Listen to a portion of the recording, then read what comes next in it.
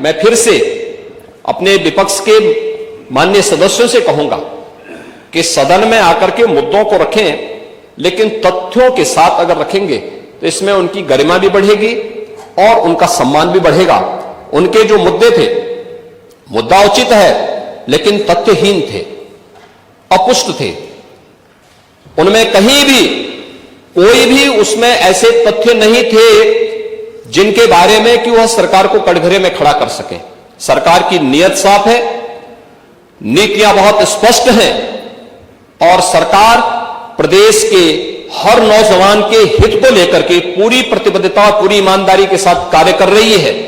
और उसी का परिणाम है कि उत्तर प्रदेश का जो स्किल डेवलपमेंट का मिशन है, आज उसका बेहतरीन कार्य आगे बढ़ रहा है।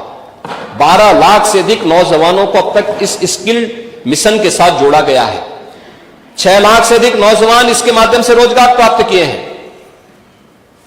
कल कांग्रेस के एक नेत्री संसद में फिलिस्तीन का बैग लेकर घूम रही थी और हम यूपी के नौजवानों को इजराइल भेज रहे हैं। वहां पर यूपी के अब तक लगभग 5,600 से अधिक नौजवान इजराइल गए हैं निर्माण कार्य करने के लिए, और हर नौजवान रहने का फ्री, खाने का फ्री और 1.5 लाख रुपए उसको वहां पे अतिरिक्त मिल रहे हैं और पूरी सुरक्षा की गारंटी भी है।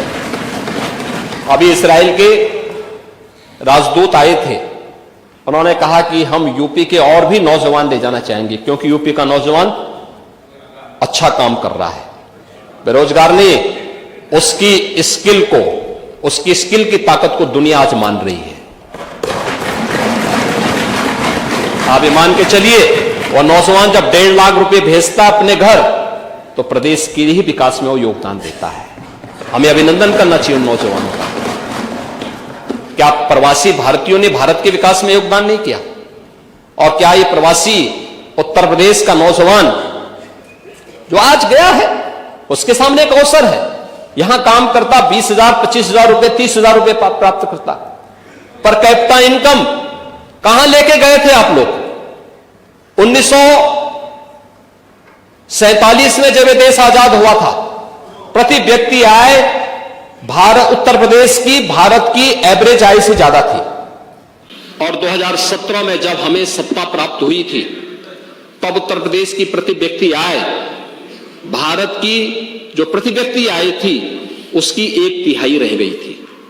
आज हम उसको दोगुना करने में सफल हुए हैं और मेरा यह मानना है कि अगले 5 साल के अंदर उत्तर प्रदेश की प्रति व्यक्ति आय फिर से भारत की प्रति व्यक्ति आय से अधिक होगी। और इस दिशा में उत्तर प्रदेश की वर्तमान की वृद्धि दर इस बात को संकेत करता है। और मैं इसीलिए आप सबसे कहना चाहूंगा, हमें उत्तर प्रदेश को और विकास की दिशा में आगे बढ़ाना चाहिए। कल कुंभ पे भी चर्चा होगी और मुझे लगता है कुंभ एक अवसर होगा हमारे लिए, उत्तर प्रदेश को वैश्विक मंच पर शोकेस करने का हर एक फील्ड में।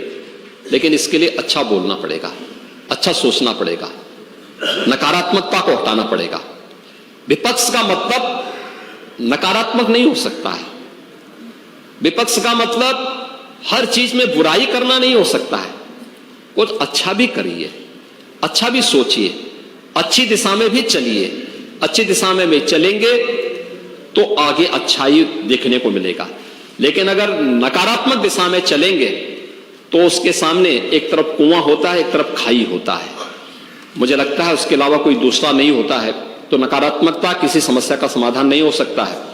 और यही मैं आपसे कहूंगा कि सरकार अपने नौजवानों के हित के लिए अनेक कदम उठा रही है, उनके हितों को संवर्धित करने के लिए हर प्रकार से प्रतिबद्ध है। और जो मुद्दे यहां पर उठाए गए हैं, सरकार उसके लिए पूरी तरह अवेयर है और उसमें किसी भी नौजवान के भविष्य के साथ खिलवाड़ करने की छूट किसी को भी नहीं देगी। यह भी हम सुनिश्चित कर रहे हैं। और इसीलिए ग्लोबल मैपिंग के साथ साथ देश के अंदर भी अलग अलग जगह कहां कहां यूपी के नौजवानों के लिए नौकरी और रोजगार की संभावना हो सकती है, इसके लिए भी कार्य सरकार के स्तर पर प्रारंभ हुआ है। इसमें सामान्य पाठ्यक्रम के साथ साथ दुनिया के अंदर आज के मॉडर्न एज कोर्सेज कौन कौन से हो सकते हैं, ऐसे कौन से आज हमारी जो नेशनल एजुकेशन पॉलिसी आई है वह भी इस बात के लिए स्किल मिशन पे बहुत ध्यान दे रही है। और स्किल मिशन इस बात को लेकर के ही है कि जब हमारा नौजवान अपने कॉलेज की पढ़ाई करके या अपने संस्थान से बाहर निकले तो अपने को असहाय न महसूस करे, बल्कि वह अपने को आत्मनिर्भर महसूस करे, स्वावलंबी महसूस करे। और सरकार इसके लिए पूरा कदम उठाने के लिए सरकार इसके लिए अनेक सरकार ने कदम उठाए हैं। मुझे लगता है थोड़ा उसके बारे में जानने का, यानी राजनीतिक प्रतिद्वंदिता और विद्वेष की भावना से ऊपर उठ करके थोड़ा उन स्कीम के बारे में, उन नीतियों के बारे में पढ़ेंगे तो आप भी उससे अपने क्षेत्र में खासतौर पर अपनी विधानसभा क्षेत्रों के नौजवानों को लाभान्वित करने में सफल होंगे। उसका लाभ आप ही को प्राप्त होगा। लेकिन अगर आप उससे वंचित रहेंगे तो स्वाभाविक रूप से आपकी हाल वही होने जा रहे हैं जो कुंदरकी में हुआ है। धन्यवाद। मैंने श्री मनोज पारस को सुना नहीं हुआ, आपकी पुलिस ने किया कुंदरकी।